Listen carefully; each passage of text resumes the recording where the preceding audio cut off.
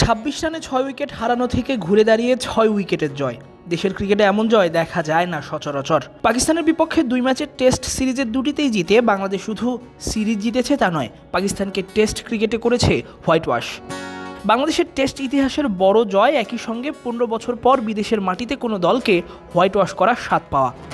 দ্বিতীয় টেস্টে বাংলাদেশের জয়টা এতটাও সহজ ছিল না। বিশেষ করে বাংলাদেশের প্রথম ইনিংসে 26 রানে 6 উইকেট হারিয়ে সেখান থেকে প্রতিরোধ গড়ার শুরুটা লিটন কুমার দাস এবং মেহেদী হাসান মিরাজের ব্যাটে। তাদের 165 রানের জুটি বাঁচিয়েছে বাংলাদেশকে। এর আগে পাকিস্তানের প্রথম ইনিংসে মিরাজ নিয়েছেন 5 উইকেট।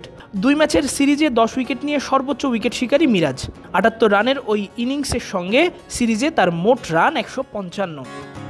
ব্যাট এবং বল দুই বিভাগেই বাংলাদেশের সেরা পারফর্মার মিরাজ, তাই জিতেছেন সিরিজ সেরার পুরস্কারও। ম্যাচ শেষে পুরস্কার বিতরণী অনুষ্ঠানে মিরাজের হাতে 5 লাখ পাকিস্তানি রুপি তুলে দেওয়া হয় সিরিজ সেরার পুরস্কার হিসেবে। দেশের বাইরে প্রথমবার সিরিজ সেরার পুরস্কার পেলেও ত্যাগের অনন্য এক উদাহরণ সৃষ্টি করলেন মিরাজ।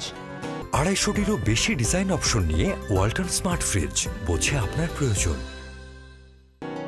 পুরস্কার বিতরণের শেষে দেশে ঘটে যাওয়া ছাত্র জনতার অভ্যুত্থানে নিহত এক রিকশা চালকের পরিবারের জন্য মিরাজের পাওয়া 5 লাখ পাকিস্তানি রুপির পুরোটাই তিনি দিয়ে দেওয়ার ঘোষণা দেন।